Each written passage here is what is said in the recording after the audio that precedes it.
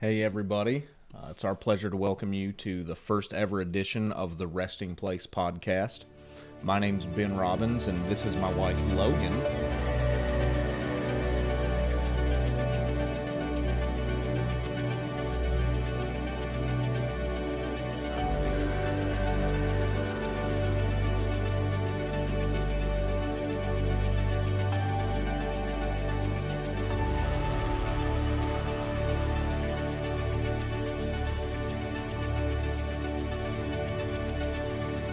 We'll be planting the Resting Place in Iowa.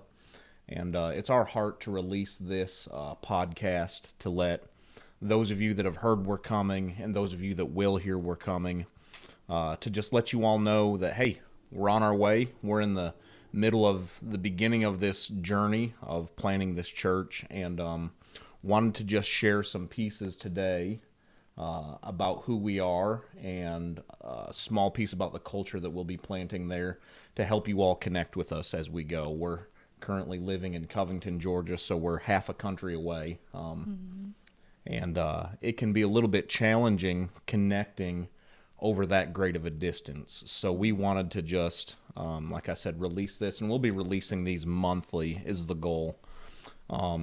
To let you all know, hey, we're coming, we're on our way, and we're in the middle of the process, and give you some pieces of who we are in our culture on the way. I think this is really a journey for us to this whole process for us, really of even how we're going to be ending up back in Iowa.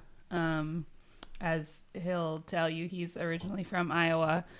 And I'm from Minnesota, so us being from the Midwest, just the journey of how we're ending up back there, and it really has been a journey. It hasn't been a straightforward process, including this part of it. No, I don't think anything with the Lord ever is a straightforward process. Yeah.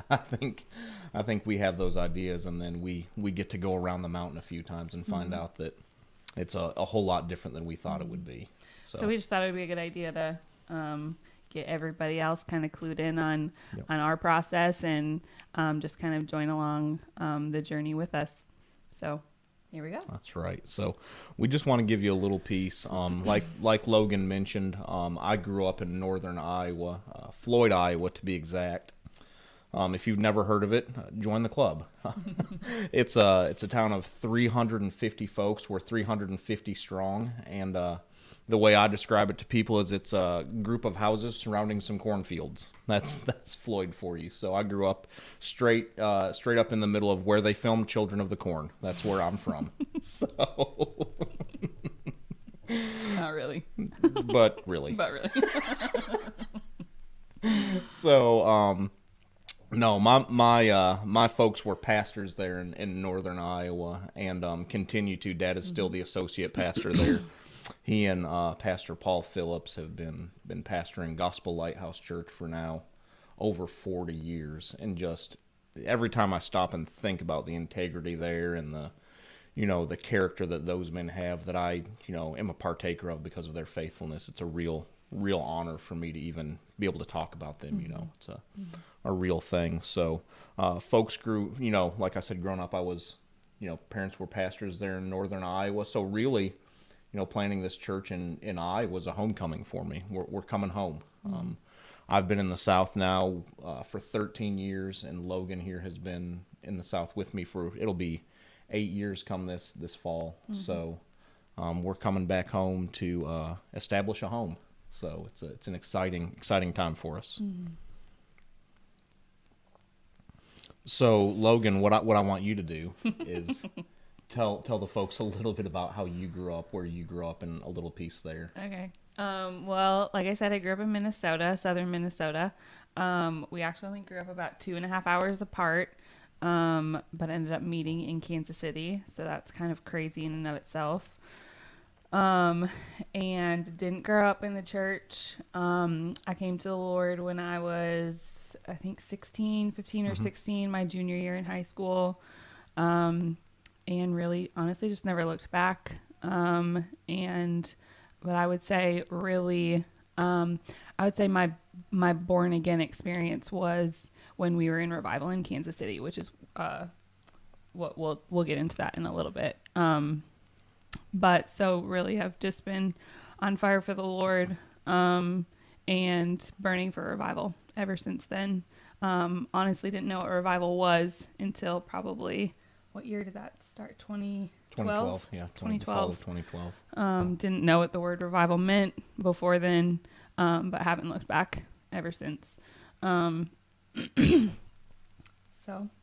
Yeah, and I think what you'll hear a real common thread in the heart of everything that we do is, we use terminology. We'll say revival. I like to use the word renewal. I'll use that term really frequently, and that is the very center of everything that we're doing. We celebrate the presence of Jesus, and we celebrate renewal. And we'll get into that just a little bit as we go. But I'm going to share just a little bit of kind of how I ended up in Kansas City, and then we'll share just a bit more here. We're going to try to keep this to about a half hour. So if I start getting too long-winded, my wife's going to kick me underneath the table here. So and y'all bear with me if you hear me yelling, because my wife's kicking me. It means I've been talking too long. So having grown up in Iowa, I attended college there in Northwest Iowa. Graduated in 2010, and the year that I graduated college, I was serving as a youth leader on the youth team there at the church that I grew up at. Now, Zach Fox, the youth pastor, was greatly deceived in having me be a youth leader. I was as big a deadweight as anybody that ever lived. I was not in a state to be a leader of anything, and but he saw something. He saw the Lord's hand on my life and decided he would take a chance and say, hey, I think the Lord has a plan for him. Zach's still one of my best friends today, and it's a real honor for me to be able to call him that.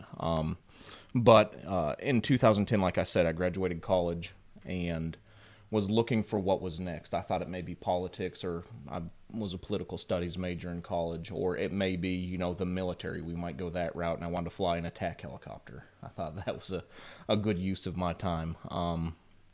So having graduated college, I was looking for what was next, and I loved the Kansas City area. So I got my dad I pulled some strings. I knew some people, and I got my dad, who has worked at FedEx for the last almost 30 years as a driver. The manager of his dock called the manager down in Lenexa, Kansas, and they said, hey, I've got this man who works for me, and his son is really not good at much, but he feels like he wants to get into management training in FedEx. Would you give him an interview? And they gave me an interview. So I scheduled this interview down in Kansas City. Lenexa is just outside the Kansas City area there, for the same date as a youth conference that we would go to yearly down at Antioch Church down there. And we scheduled the interview for the same day that a group from a place called The Ramp was going to be at this conference. And the name of the group was Chosen. I had never heard of them.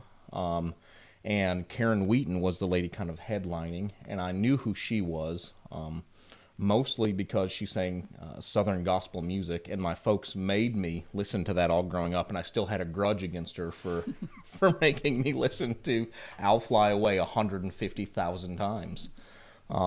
Still have nightmares about that song.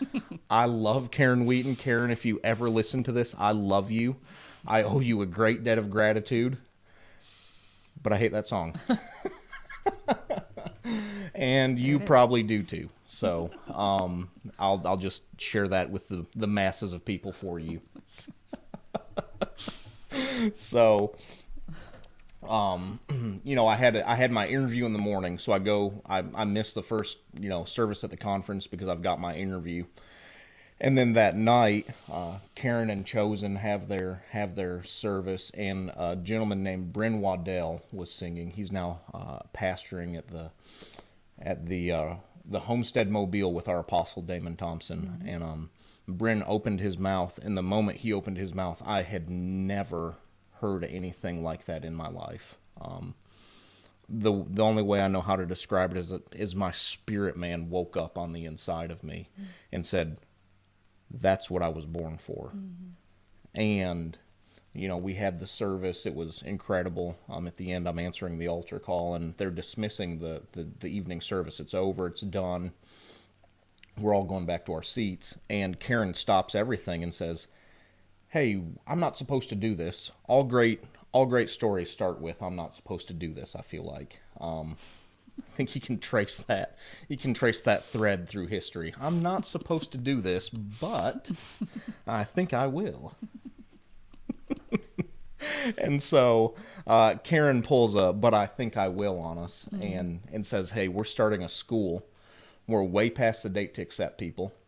We start in 2 weeks. But I feel like God is calling people, so if you'll apply, we'll consider accepting you. The moment she said that, I had never heard the voice of God before, and audibly I heard the words "go." He said, "Go," and that's all he said. And so my eyes were huge, bugging out of my head. I walked back to my seat, and my youth pastor said, what happened to you? And I said, I think I'm going to go to the thing at the place. Those were my words. And he said, what? I said, yeah, the thing that they're doing at the place they're at, I think I'm going to do it. And he said, huh? And so we got home from the conference that next day, and I went to my dad's office at the church and printed off the application and made a deal with the Lord. I said, Lord, I'm going to fill this out. I'm going to pay the application fee. And if they accept me, I'll go. Now, keep in mind, I had never been farther south than Oklahoma City. And that's really west. If you ask anyone, that's really west. That's not south. I'd been down there on a recruiting trip for football. And so we're in my dad's office, and I'm making a deal with the Lord, and I'm telling him, all right, I'm going to apply. If they'll consider accepting me, I'll go. But if they don't accept me, you owe me a favor because I tried. I was cutting a deal with him. I was cutting a deal as hard as I could. And they had this application, and I'm spending a little bit more time on this maybe than I wanted to, but they had this application, right? And they had you circle all the bad things that you had done in the last 2 years. And I'm circling all of it. And I'm just like, oh my God, there's no way these people are going to let me in. There's 2 things that I didn't circle on there. And I was like, there's no chance. I'm disqualified. I'm disqualified from the start, but I'll send it in anyway. A week later, so we're now down to 1 week left until school starts. I got an acceptance email to a dear applicant, Megan. We're pleased to inform you you've been accepted into the Ramp School of Ministry.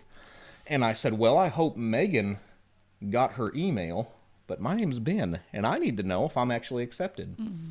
And so I emailed everyone. I called over, tried to email and tried to get a hold of people. Everyone was out of the office. They're preparing for school to start, and they're all taking vacation. So it got down to 2 days before orientation was supposed to start, and I still didn't know if I was moving to somewhere I'd never heard of before.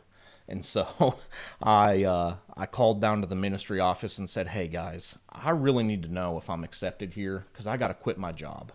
I was working at a farm supply store, and I had to know if I was going to have to quit my job in 2 days and make a journey to a place I'd never heard of, to be around a bunch of people that I didn't know and probably couldn't understand when they talked. That's a real thing if you're from the North. If you're from the North and you go to the Deep South, you've got at least a 6-month time frame that you're just not going to understand half of what people say. That's a thing. That's a real thing. And having people constantly comment on your accent. Northern accent, right. And I'm decidedly the one with no accent, and they were the ones with the accent. So I call the office. I say, hey, I just need to know if I'm accepted. They said, okay, well, we'll call you back here in a little bit. I waited until 4:30. Their office closed at 5, and my workday ended at 5. I called again and said, hey, any news? And they said, we were about to call you. Congratulations, you have been accepted. And so I walked up to my boss and said, hey, I'm moving to a place I've never heard of before and don't know anyone in 2 days, and I got to quit. And he said, well, what about 2 weeks' notice? And I said, I'm sorry, man. I didn't know I was going to do this. I'm quitting. Bye. So I put in my resignation, And I had a wedding to be at in California that weekend, so I missed orientation. I didn't get any sleep from the wedding through my flight home. I slept a little bit on my flight home, so I went to the wedding, flew home on Sunday, right? I'm fast forwarding a little bit here. And am flying home on Sunday, getting a little bit of sleep on the plane, drove a couple hours home from the airport, and then took a nap on my parents' couch for about 3 hours. Then my dad went to his office, printed me off a MapQuest, and I packed everything I owned into a 1994 Ford Taurus. I didn't even have a GPS. I had a MapQuest. When I met you, you had one of those dashboard. I forget what it was. I forget what it was called, but that's right. I had one of those dashboard you didn't even have GPS a smartphone systems. still. No, I did not. I was rocking a flip phone in 2012. I was as cool as it got. She can never say that she married me for my money. Never. I was the young dashing evangelist coming into town Everybody in that knew a him 97 Crown Vic. I got upgraded to. She's not after him for his money. We know that. I got upgraded to a 97 Crown Vic for my 94 Ford Taurus. I was living high on the hog, I'll tell you. He had a little hula girl in his. I did. On his dashboard. Jordan also. A hula girl and a navigation system. I was living with some folks for the summer. They went to Hawaii, didn't take me, and brought me back a hula girl. And I felt like it was a fair trade. Mm-hmm. She kind of went with the car. Oh, Lola, she stayed with me through the whole time I had that car. Mm-hmm. She was a faithful seed. So okay, so let's fast forward to went to the ramp. Yes. And just obviously you spent 2 years down there. 2 years at the ramp. And a very significant period of your life. Very significant, but yes, ma'am. The most significant part of it all was meeting our now apostle. Yeah. Getting connected to him. Yep. In a way while you were there at the school, and then after leaving. Sure. After being done with school at the ramp, connecting with him even more. So, you want to talk about that piece? Yeah. A little bit before I jump into the how we met. Yep. So, spent 2 years there at school. I could tell hours of stories about that, and we don't have time for that in this format, but y'all get to know us a little more, and you'll hear the stories. You will hear the stories. I could tell some stories, but you'll hear them. Just give it some time. So, connected with Damon. He transitioned away from the ramp my second year there, and through his transition away, I wrote him an email saying thank you, and somehow that found it to his desk, and he was moved by me just saying thank you to him, and that started our relationship. And he saved me from taking a terrible youth pastor position, and asked me to trust God rather than jumping into systemic ministry that would leave me miserable. And that's one piece that I want to add here. I left the ramp with a knowledge that there was a new blueprint being raised up for ministry. I just didn't know exactly what that was yet. I knew that the model we were using was broken and was not working. It wasn't working for ministers. It wasn't working for their families. And it wasn't helping as many people as we were claiming. If we were honest, it was not helping as many people as we were claiming it was helping. We were coming to big events and conferences, and we were having an experience, and we were going back to dead, dry, cold, systemic religion that was choking that experience out of people. So I knew there was a better way. So I spend the summer after I leave Hamilton in Memphis, and through a friend of mine, Matthew Putman, got invited to a youth conference in Kansas City to speak, and it's supposed to be a 3-day youth conference. And I got to this church and walked in, and there she was. And there I was. She fell madly in love with me the first time she saw me. For the sake of this podcast, I'm going to let him tell his side of the story, but just know that it's absolutely not true. She couldn't believe that she was so fortunate that I had been sent to her church to minister just to her. That sounds so bad to say it that way. That's not what happened. Yeah. So we have the conference. The first night of the conference, there was another pastor there. He and his wife were visiting from the district that this church was in.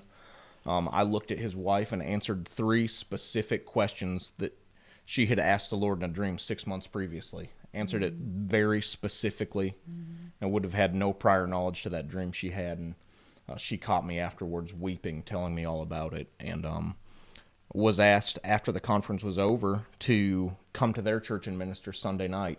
And I had budgeted myself down to 57 cents left to my name to get to Kansas City. And got to the hotel room, and there was a gift basket for me, and I was like praising God because I was like, well, I'm not going to have to fast all weekend. This is great news. And hopefully somebody will pick me up and take me to the church, because otherwise I'm going to have to ask them for gas money because I'm going to run out of gas. So we go to the next service, and I really just said yes because I needed another paycheck, if I'm being honest. And the fear of the Lord marked that first service. And we came back the next night, and the fear of the Lord marked it again. And I remember the pastors getting together, and they came back to me and said, hey, we're going to take 2 days off. We're going to take Tuesday and Wednesday off because it was Monday night. We're going to come back Thursday, Friday, Saturday, Sunday, Monday, Tuesday. And all I knew is I was both excited and terrified all at the same time, because this is what I'd always dreamed of. This is, all of a sudden, I'm 5 months out of ministry school, and my meeting is getting extended. The spirit of renewal is moving, and these people want 5 days in a row. This is amazing. I'm extraordinarily excited, but I'm also terrified because I have nothing left to say. And what I was saying, I knew. I was self-aware enough to know what I was saying really wasn't all that good anyway. So it was Holy Spirit or it was nothing. It was he was gonna move, or it was gonna be a terrible flop. So went back to my hotel room at the Drury Inn, just across from Arrowhead Stadium there in Independence, Missouri, and cried and said, Lord, you've got to come and you've got to help me. If you don't, it's not going to go too well for me because I've got nothing left to say. And the fear of the Lord really began to mark those meetings. We didn't have that language then, but the fear of the Lord really began to mark those meetings. And that's where Logan and I met. That's where we were joined, was in the middle of those renewal meetings. We ended up in 6 months of meetings with 4 churches coming together, 2 denominations, and was really profound move of the Spirit there. You want to add something there, babe? I think one of the, as we kind of move into how our life has looked since then, I think one of the things I remember happening at the time, and we didn't really have these conversations at that time because we were just friends, but was you really started getting into a lot of stuff prophetically. Yes. That now we have the language that we just at that time just didn't have the permission for. And so it's interesting now, being years down the road and being able to just kind of look at that, that season or that period of time and just see kind of how the Lord was even preparing both of us, but right. Preparing you specifically, I think, for the role that you're going to fill now. And just seeing how he used you then, but then kind of like pulled the reins a little bit to pulled them all the way so you got back. to like taste a little bit of like now what we get to live in. Yeah. But we just didn't have the full permission for it at that time. So, but that's really where we met and obviously fell in love and dated for a couple of years. How could you not fall in love with me, really? How could you not? It was a interesting dating experience. That's all I'll say for now. But we, what was I going to say? Darn it. I distracted you with my joke. So we dated for about 2.5 years, and I actually had a dream from the Lord that I sat on Yeah. for a while, and didn't tell him because our apostle at the time, Damon Thompson, was already in revival meetings out in South Carolina, and Ben would go and visit as much as he could and would come back and tell me that he was never moving there. Hold on. We're going to pause. We were not yet in revival in South Carolina when I would come back and say that. Okay. We were not yet there. Pop had, at that point, started moving in renewal meetings in Chattanooga and on the Gulf Coast, and South Carolina decidedly was not in revival. Decidedly not. Let's not get it twisted. Okay. My timeline. I don't know the timeline because I wasn't there yet. But anyway, so I had a dream and sat on it for a while because I just knew he wasn't going to want to hear it. But it essentially had to do with him moving to South Carolina, and I had like 3 things happen consecutively like, over the next 3 days that like confirmed this is what needed to happen. And so I finally, a couple months down the road, shared it with him. And then a couple months after that, he was obedient to the Lord and moved to South Carolina. But I mean, I think I knew at the time. I don't think I was as confident in it at the time, but obviously hindsight's 20/20. And I think I knew enough of like the fear of the Lord and the prophetic at the time to know that I just had this knowing in my spirit that it was the answer for us, for him and for us. And so I was like, you have to go or this isn't going to work out. Right. No. And I want to say too, that there was a knowing in me that I had to get joined to my spiritual father. Yes, I had to be joined. The biggest piece. Was the reason I was moving to South Carolina is I had to be joined to that man. And up until that point, he had not really been in South Carolina, and there was some question whether he was going to stay there or not. I had some men in my life that were telling me, "Don't go. He's not going to be there long. Why would you move down there? He's not going to be there. He's just going to move on as quickly as he can, and then you'll be stuck there." And so that added to the confusion of that time. But through that dream you had, and then through talking with Damon, was able to make the decision to go visit, and then found a place to live and transitioned rather quickly after that. And really now I think I love conversations like this because it allows us to kind of like reflect in hindsight. And now I think with the language that we have, we can see how like the Lord was giving us, you and now us, an invitation into what we now consider the better way. And I think that kind of leads into kind of our next point about really feeling. I remember distinctly having a conversation in the car. I don't remember if I was living there yet, if we were married or if it was after the fact, but I remember a distinct conversation us having about knowing that that ministry was going to look different for us. Yep. And honestly, mostly because I was like, he wanted to travel and do the whole evangelist on the road thing. And I was like, that's not the life for me. I'm not trying to be a single mom most of the year. And so I was like, but also knowing that we just believed there was a better way. And we didn't yet have a blueprint for hosting renewal in one place. Yes. The blueprint at the time was one man traveling, having incredible meetings in many different places, but not one place ever paying the price to host those meetings exclusively. Yeah.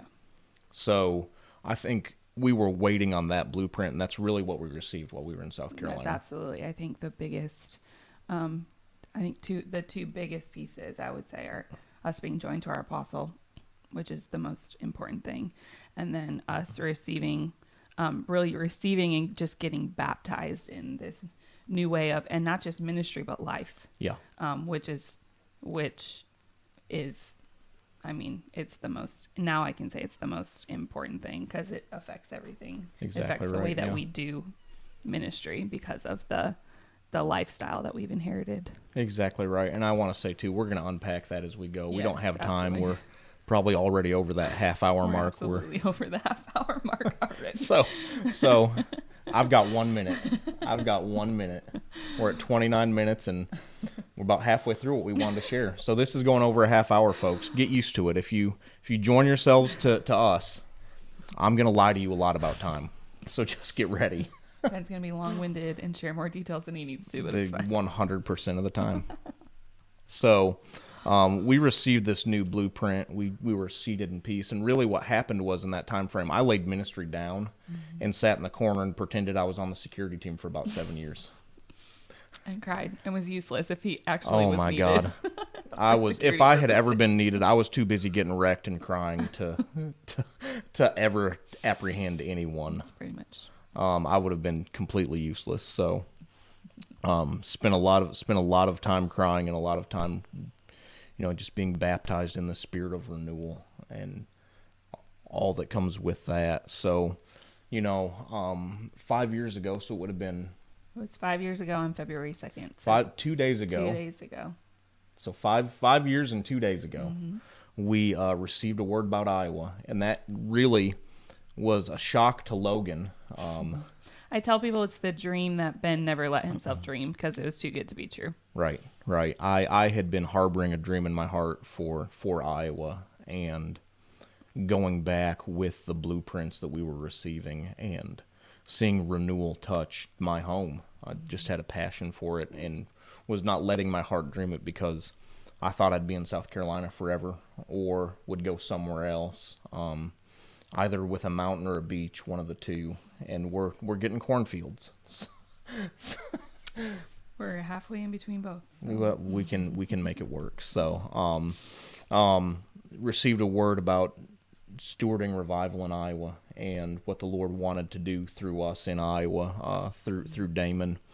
And it's been a process of 5 years of journeying with the Lord with that word, stewarding that word, allowing that to go deep in our hearts. And we can unpack this again further in later podcast episodes, or if you as we grow into our role here, as we plant the church. But through that 5 year period, the Lord really allowed us to receive really what I believe is His heart for Iowa. I believe we're carrying His heart for the state, and then not just exclusively where we'll be, but the state of Iowa is really it's important to me. So that trend, that 5 year journey, it's a long time to hold a word. And I remember people would come to us and say, "Hey, when are you going to Iowa?" A week after we received the word, and I'd be like, well, I was pregnant with our firstborn, yes. Samuel, at the time. I was due about a month and a half later. Yeah. We were in the process of buying our first house. We had a lot of significant moving parts at the time. Yes, we did. And people would come up to us and be like, "So when are you?" And I'm like, "I know as much as you do. And it can't be anytime soon because I'm about to have babies." So. That's right. It's got to be at least a month and a half from now. At least. And then we really sat on it for probably, I would say, 2 years. I didn't hear a thing for 2 years. The Lord let us hear that and then went silent for 2 years as He developed my character. Mostly my character. He went working deep in me over those 2 years, and I would ask him about Iowa, and he'd be like, "I'd like to talk to you about you." I'd be like, and as anybody that has kids Yeah. knows, having a kid builds character all in its own. So Right. there's a lot of becoming mom and dad too that we had to learn. Exactly And right. becoming a family, and which is really what we need to be sent into Iowa anyway. So he really was just starting it at home. Yeah. Before we could carry this into Iowa. So it was several years of just sitting Yep. on the word and being willing to hear, but there being a lot of crickets for a long time. And then slowly stuff's just kind of started to unravel over the years. There's been a couple of points in time that we thought it was going to be time, and then due to some circumstances, COVID, one of them was COVID, yeah. COVID, and then just some other life circumstances. Yep. The timings just kind of got tossed around, and it's honestly never felt completely right. Right. Until now. Yeah. And that's really the only way to explain it, is that it's just never felt completely right. And I believe the Lord needed it to be settled in our hearts and for us to be completely ready and confident within ourselves before we could go. And we had a conversation about it one day and decided that driving we were down ready. the road here in Covington. Decided that we were ready to go. As easy as that. We just said, I feel ready. Do you feel ready? I feel ready. And then 2 days later, got a text from our apostle saying that it was time. And we're like, you can't have any more confirmation than that. Exactly right. In our world. Yeah. So. Yeah, and so we've spent some more time praying and seeking counsel, and are excited to say, hey, we believe we have the word of the Lord, and we do the best that we can to be obedient to the word of the Lord and live our life that way. As you get to know us, you'll find that you'll hear a lot of, well, this is what the Lord said. And that's why we're doing this. We do our best to, be driven by the wind, and that's some language that's important to our culture. And those that are born of the Spirit are like the wind. Where they're going and where they come from, no one knows. But the wind blows, and the King James, the wind blows wherever it listeth. So we do our best to live our lives that way. That's an important piece of our culture, and y'all will hear more about that as we go. Well, and I think that just carries into too, even what it's going to look like, what it has looked like for us, and what it's going to continue to look like for us moving forward. I am a planner by nature. I enjoy knowing what's coming. Yes. Yep. And that's just not how things tend to work around here. But I keep telling people, I said, the thing we have on our side in this transition is that this isn't our first go around. We've been in this position before, right, where things just have to happen and fall in place, and we just have to hear and obey to the best of our ability. Right. And it always works out better than we could have planned. So I'm thankful for that. I'm thankful for a history of trust with the Lord. Right. And that he never lets us down. Sure. And, but I was saying all that to say that that's what it's going to continue to look like for us moving forward, and why we want to bring you all in on our journey, and just, how it all unfolds. I think at one point in time it was like, oh my God, how are things going to work out? Right. But at this point in my life, I'm like, I actually don't know that I would want it any other way. I think that it makes life exciting. It makes it a little like crazy at times, but it makes it fun and like, I can't think of a better word, but exciting that we just get to really watch how the Lord brings everything together. Right. And that includes our move to Iowa, and getting to really just spend some time with the Lord when we get there, really narrowing down where he wants us to be. Yep. We think we have an idea of the general area. Sure. Yep. Which is currently south central Iowa, south of Des Moines. Yep. But we just get to spend some time in the area praying and driving around, and really just getting to follow the leading of Holy Spirit, which can be nerve-wracking, but is mostly exciting. And just getting to watch how the Lord, how it all plays out. So we'll initially spend some time at home, letting our babies be loved on by grandma and grandpa for the first couple of months is the plan, until we kind of have that spot narrowed down, and then we'll find our first place there, and we'll begin the journey. So just kind of, we're going to be releasing these podcasts once monthly is kind of the plan right now. So be on the lookout for another one. It's February now, so be on the lookout for another one in March, and then we'll likely release one right before we move. I think is probably what we'll try to do in April. We'll release one right before we move, and then we may speed up the intervals at which we release these at that point. They may become bi-weekly kind of giving everybody updates, and they may be 5-10 minutes long at that point, just giving everybody updates on what's going on. We'll probably like intersperse it with, is that a word? Intersperse? Yeah, that works. Okay. He's my walking dictionary.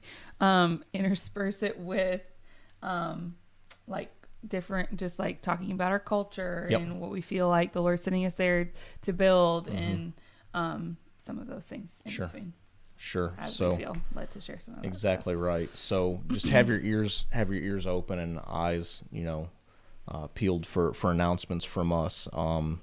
And we'll be releasing, like I said, another one of these next month. And we'll be making announcements. Kind of, we'll have more pieces there, so we'll be making more announcements there. Before we go, though, I want to share one small piece. So I just take 2 minutes, and I want to share something. If I had to, someone who's never met us before, and they were to say, what's something that the church that you're going to be planting, what's one thing you could tell me about the culture of that place? What would be, one of the foundation stones that you're going to build this culture on, right? And I want to take you to Revelation 21 and just read a couple verses, and then I'll share just briefly on what I feel there, and then we'll say goodnight because we're already way over. It's 11:03 Eastern, so it's 10:03 Central. Our kids are, one of them's asleep, the other one's upset that he's not down here with us. So, We tried. We couldn't be quiet. no, we tried hard. So Revelation 21, and I'm going to read it from the Passion Translation. Revelation 21 is the crescendo of John's apocalypse. So he goes into, I was in the Spirit on the Lord's day on the island of Patmos, and I heard a voice saying, "Come up here, and I'll show you things that must take place after this." This is the end of all of that. He's coming to the great climax of his revelation, the unveiling. We know the word apocalypse means unveiling. He's unveiling Christ in all of Revelation. And at the end, we see something really profound. And I want to read verses 3 and 4. And it says this, "And I heard a thunderous voice from the throne saying, 'Look, God's tabernacle is with human beings, and from now on he will tabernacle with them as their God. Now God himself will have his home with them.'" Pay attention to that piece right there. "Now God himself will have his home with them. God with them," Emmanuel, God with them, "will be their God. He will wipe away every tear from their eyes and eliminate death entirely. No one will mourn or weep any longer. The pain of wounds will no longer exist, for the old order has ceased."